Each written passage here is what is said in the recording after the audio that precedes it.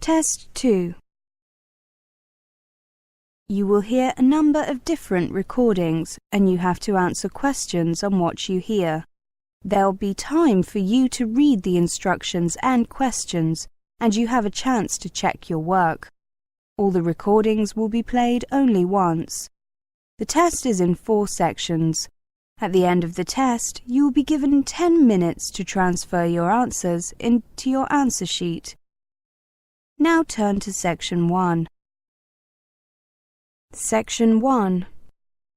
You will hear a conversation between a saleswoman and a customer. First, you have some time to look at questions 1 to 10.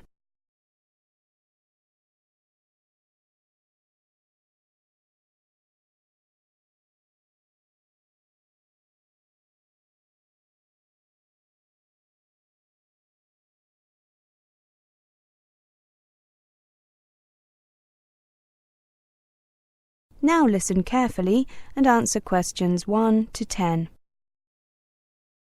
Good afternoon. Can I help you? Yes. I'd like to sign up for the intermediate course in Arabic, please. Of course. There are 3 courses. One runs during the day. That's an intensive course that runs for 4 weeks. Then there is the weekend course, which runs for 8 weeks. Finally, the evening course runs for 12 weeks. I'd like to join the intensive course, please. My company is posting me to Syria in 6 weeks, and I need to improve on my basic conversational Arabic before then. I see. Have you taken a course here before? Yes, I have. I took the Arabic refresher course during the summer. I really enjoyed it. Do you have your registration card for that course? If so, it will speed up registration, and we can give you a 5% discount too. I think I'd have it in my handbag. Yes, here it is. A little dog-eared, I'm afraid. Thank you. Your name is David I'm sorry, the rest of your name is not clear.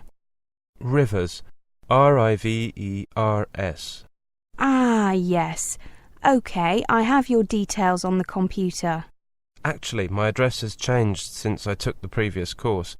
My new address is 38 Temple Way. Thank you. I'll just change that. Can I have your new postcode too, please? Certainly. It's BM9 2EV. My new home telephone number is 698-4537.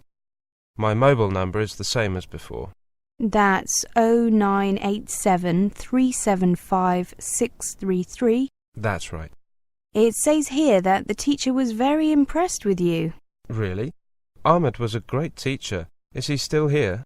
I'm afraid not. He went back to Syria. Since you're going there, I'd love to give you his email address, but I'm afraid it's against company policy. That's okay. I think I have his email address written on the back of the registration card. I have it on my laptop as well somewhere. I'm sure he'd be glad to hear from an ex-student. I'm banking on it. I wouldn't mind having a friend in Syria when I go there. I'm sure he'll be glad to show you around. The course runs Monday to Friday from 10 to 12 and 1 to 3. 9 students have signed up so far. Is that okay? No problem. And the cost? £380 after your discount. Thank you. Here's my credit card. Will the course be held in this building like last time? Yes, it will, in classroom 4. The teacher this time is Mrs. Aziz. Oh, I've met her. She seems well-spoken and friendly. I'm looking forward to her class already. Oh, we've had very positive feedback from students about her classes. May I ask if you have a few minutes to answer a few questions?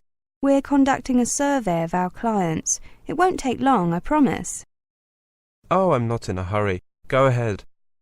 The first question is about why you chose to study Arabic. I've got your answer to that one. How did you first hear about our school? Well, I saw a newspaper advertisement.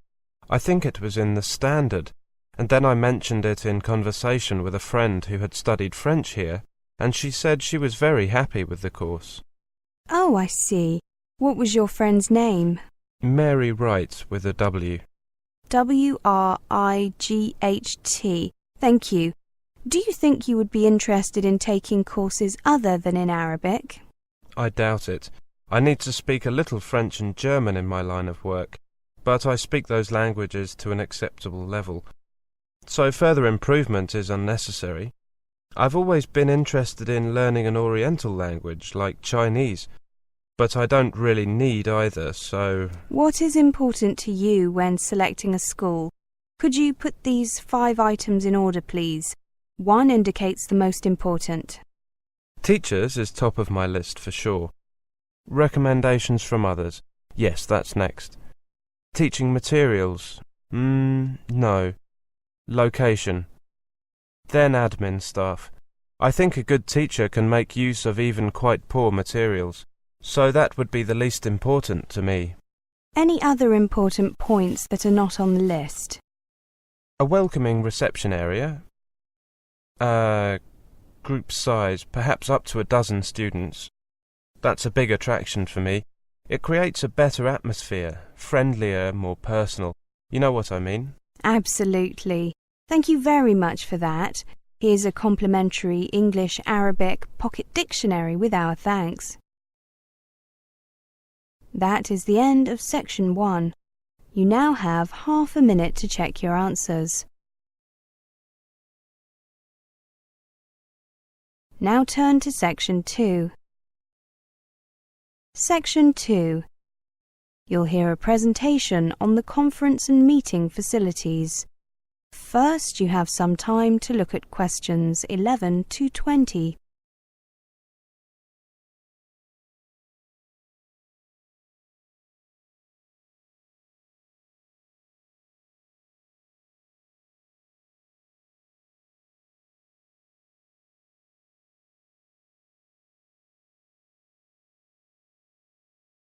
Now listen carefully and answer questions 11 to 20. Welcome to this short, and you have my word, it will be short, presentation on the conference and meeting facilities available at the Construction Education Centre. The Construction Education Centre is the established focal point for many major activities connected with building materials, construction, architecture and design, and even some activities outside those areas. For almost 70 years it has remained at the heart of the industry, and today plays host to many important events, receiving over 100,000 visitors, trainees and delegates throughout the year. The Construction Education Centre provides the perfect venue for a wide range of business, educational and social functions, including conferences, seminars, meetings, special events, product launches and press events, exhibitions, presentations, lectures and training classes. Our team of experienced personnel is on hand to ensure your event runs smoothly, and our aim is to remove the normal worries and concerns from function organisers so that events are both cost-effective and anxiety-free. Some of our recent clients include Design for Homes, the Association of Building Engineers, Learn Direct, the London Housing Federation, and even the College of Law.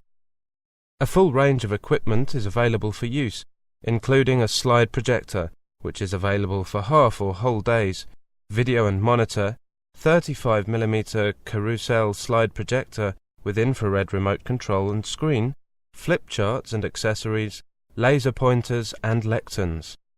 Other audiovisual equipment can be provided, as well as access to broadband internet services.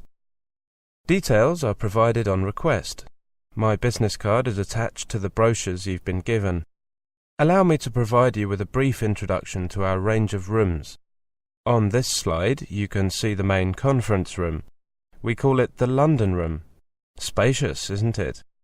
This room has the advantage of central movable panels, making it an ideal venue for seminars of up to 140 people or receptions for up to 200.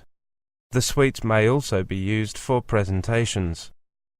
The room may be divided into 3 separate rooms if required. This slide shows you the Bloomsbury Room. It is also ideally suited for seminars and lectures. There is seating for 72 people, or it can be used as a reception area for up to 100. Next, we have two rooms that are very similar. Indeed, we have given them virtually identical names. We call them Holborn 1 and Holborn 2. They are both suitable for small meetings, training classes and presentations. Holborn 1 is slightly larger, capable of hosting 20 to 22 people, whilst Holborn 2 holds a maximum of 18 people. The Oxford suite measures 12 by 6 metres and provides a more spacious and luxurious environment for executive meetings and presentations. As you can see, it is particularly elegant and well furnished. The Construction Education Centre also has an exhibition area, which is used by many clients when they hold a conference or meeting. This can be used as a way of informing delegates of your company, or as a visual launch pad for your company or its products and services. Recently we held an exhibition entitled Sustainable London from Friday 9th of March until Saturday the 28th of April. Here are a few slides showing that exhibition. The Sustainable London exhibition presented the challenge, the response and progress towards a sustainable 21st century city. The exhibition featured over 60 different schemes, from private houses to master plans, and showed how local government, architects and engineers are employing technology to reduce environmental impact and address climate change. Here we can see an example of a display of environmentally friendly technology by some of the leading brands in the field. I would also like to show you a few slides showing our educational activities. Here you can see our vocational students assessing construction plans. We currently have about 120 students here at the CEC, and we hope to increase that number to 150 over the next 2 years. We provide a wide range of essential training for the people who will hold key positions in the construction industry of tomorrow. In this slide, you can see students at work on designing an environmentally friendly home. Their designs are later reviewed by experienced professionals and have led to changes in the way that such homes are designed. Finally, I'd like you to draw your attention to this slide showing the location of the Construction Education Centre. As you can see, it is located in the heart of London's East End in Story Lane, off Court Street. Limited metered parking is available outside the CEC, but there is a car park nearby in Russell Street. The nearest underground stations are Court Road and Russell Square. The centre is also within walking distance from Queen's Cross train station. That is the end of section 2. You now have half a minute to check your answers.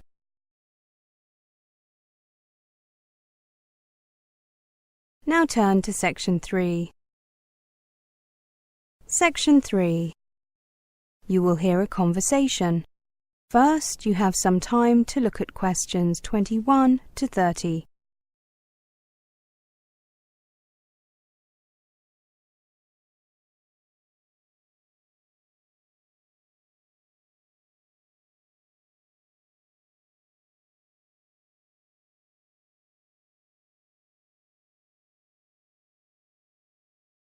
Now, listen carefully and answer questions 21 to 30. So, do you think taking a gap year between leaving school and beginning uni is worth it? I was just reading that it is estimated that at least 50,000 young people here in Britain take one each year. I think it's a good idea for some, but not for most. Oh, David, I disagree. Well, Kelly, in the clamour to arrange a volunteer scheme placement or to book round-the-world plane tickets, how many school leavers, or their parents for that matter, stop to think about the true worth of taking a year out? Are gap years the life-changing, character-forming experience their prominents claim them to be, or are they merely an excuse to waste time, burn money and delay the inevitable? How did the idea ever start anyway? It says here that originally they were common mainly among Oxford and Cambridge applicants who were required to apply for a university place after already taking their A-levels. Once accepted, this gave them a further 9 months to travel or to do as they wished. They're mostly a UK and Australian phenomenon. In the US, the tendency is still to go to college straight after leaving school. In most other European countries, gap years are rare, partly because students will often take longer to complete their university courses and have more time during the academic year to take time off. Well, David says they might not be worth it. So, is there any way we can measure the cost? Well, the first thing to do is to assume that you will use the time available to travel abroad for a length of time, working for a period beforehand to save up the money necessary. Let's see. Roughly speaking, you will probably need about £500 for the plane ticket, depending on where you go. Then you'll need up to £200 for the specialist travel insurance, and anything up to £5,000 to pay for the cost of internal travel in the countries you visit, plus food, accommodation and other sundries. Many gap year travellers can make do with about £3,000 in total, although this means living on a fairly tight budget. But then you need to add the above cost for the foregone benefit of 1 year's salary after graduation. For example, say your first job after leaving university were to pay £15,000 to £20,000 a year. That's what you lose by taking a gap year. Well, that's not entirely fair. You can measure value through personal development as well as financially. A gap year tends to broaden young people's horizons, helps them to mature and see things from a much wider perspective. It can motivate them to focus on their studies. Research shows that students are more likely to be satisfied with and complete their chosen course after taking a gap year. Many universities also say that they can tell the difference between those students who have taken gap years and those who have not, in terms of attitude, commitment, and general insights that are less evident in those who come straight from school. These are all benefits that a person will carry with him or her well past university. Many employers are on record as saying that they welcome job applications from students whose CVs say they took a year off, either before going to university or in some cases after graduating. They too are aware of the greater maturity and broader potential vision of those who have used their time constructively and learned something about the world. That's true. Employers want graduates who can work well in teams, think independently, communicate effectively, and make informed decisions, all of which can be learned by taking a gap year. This potential to differentiate yourself from other applicants becomes all the more important at a time when up to 40% of young people are taking degrees, often graduating with good results. The key here is ensuring two things: that the time you have taken off is used constructively, and that you make it clear in any job application what you have learned from your gap year and how it applies to the post you are applying for. Swanning on a beach in Australia is hardly likely to impress the average employer. There is no doubt that if you can show a practical approach, for example by volunteering with a charity, you will gain brownie points from many employers. But equally, any situation in which a young person has been required to learn new things, to act independently, to work for someone, to be able to mix with fellow travellers and people in the countries they're visiting, will be seen as a positive experience. It says here that academic research carried out for the Department of Education suggests that employers recognise they stand to benefit from new recruits who, to quote one HR director, have been out of their comfort zones, and are thus more likely to have the flexibility and improvisation skills to deal with the demands of the graduate workplace. Again, I think that the key thing is to make sure that your employer is steered into appreciating whatever experiences you have gained during that gap year.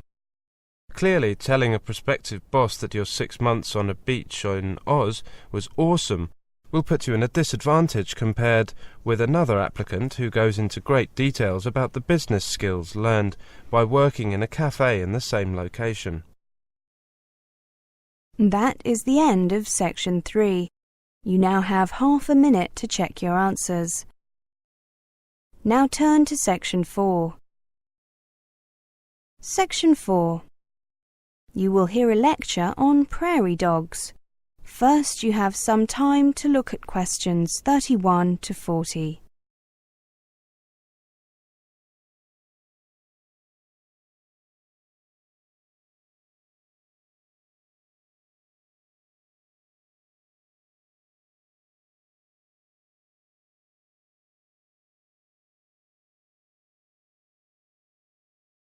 Now listen carefully and answer questions 31 to 40. Welcome to this presentation on prairie dogs. You can see a picture of these rather cute animals on this slide. As you can see, they are about the size of a rabbit, and they have a brown or clay-coloured coat with black-tipped hairs and a black-tipped tail. The underside of the prairie dog is a light tan colour. They have short legs and sharp claws to help them dig their homes. Their bodies are 12 to 15 inches long, with a 3 to 4 inch tail, and they weigh 2 to 4 pounds. I've been interested in these animals for a long time and would like to talk about a remarkable discovery. The barks of prairie dogs have distinct individual meanings.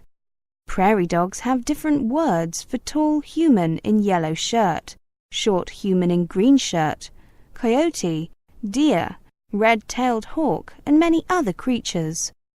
They can even coin new terms for things they've never seen before, independently coming up with the same calls or words, according to research done over 2 decades by a professor from Arizona University, who can now not only call himself a biology professor, but also a prairie dog linguist. Prairie dogs of the Gunnison species, which were studied intensely, actually speak different dialects in Arizona and in Colorado, but they would probably understand one another, research indicates. So far, this is believed to be, or prairie dogs appear to be demonstrating, the most sophisticated communication system that anyone has shown in animals. Prairie dog chatter is variously described by observers as a series of yips, high-pitched barks, or eeks. And most scientists think prairie dogs simply make sounds that reflect their inner condition. That means all they're saying are things like ouch, or hungry, or eek. But we now know that prairie dogs are communicating detailed information to one another about what animals are showing up in their colonies, and maybe even gossiping. Linguists have set 5 criteria that must be met for something to qualify as a language. It must contain words with abstract meanings, possess syntax in which the order of words is part of their meaning, have the ability to coin new words, be composed of smaller elements, and use words separated in space and time from what they represent. The American researchers focused their efforts on these 5 criteria to see if prairie dogs use a language as defined by human linguists or not. Work was done in the field and in laboratory. With digital recorders, they recorded the calls prairie dogs make as they see different people, dogs, and other animals of different sizes and with different coat colours, such as hawks and elk. They then analysed the sounds using a computer that dissects the underlying structure and creates a sonogram or visual representation of the sound. Computer analysis later identifies the similarities and differences. The prairie dogs have calls for various predators, but also for elk, deer, antelope and cows. It's as if they're trying to inform one another what's out there. So far, the researchers have recorded at least 20 different words. Some of those words or calls were created by the prairie dogs when they saw something for the first time. 4 prairie dogs in the lab were shown a great horned owl and European ferret, 2 animals they had almost certainly not seen before, if only because the owls are mostly nocturnal and this kind of ferret is foreign. The prairie dogs independently came up with the same new calls. In the field, black plywood cutouts showing the silhouette of a coyote, a skunk, and a circular shape were randomly run along a wire through the prairie dog colony. Now there were no black ovals running around out there, and yet they all had the same word for black circle. The researchers believe that prairie dogs are genetically programmed with some vocabulary and the ability to describe things. The researchers then played back a recorded prairie dog alarm call for coyote in a prairie dog colony when no coyote was around. The prairie dogs had the same escape response as they did when the predator was really there. In other words, there's no coyote present, but the prairie dogs hear this recording of prairie dogs barking, "Hey, there's a coyote," and they say, "Oh, coyote, better hide."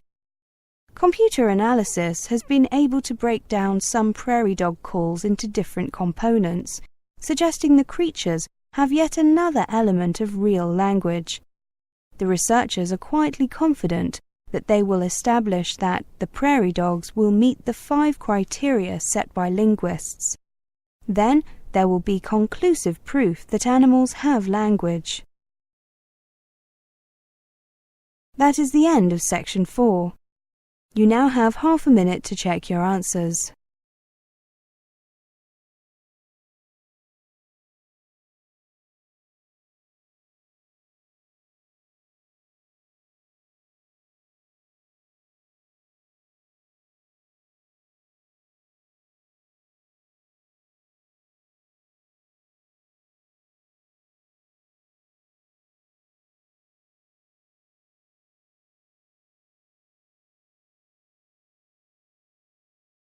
That is the end of the listening test, the Ielts test.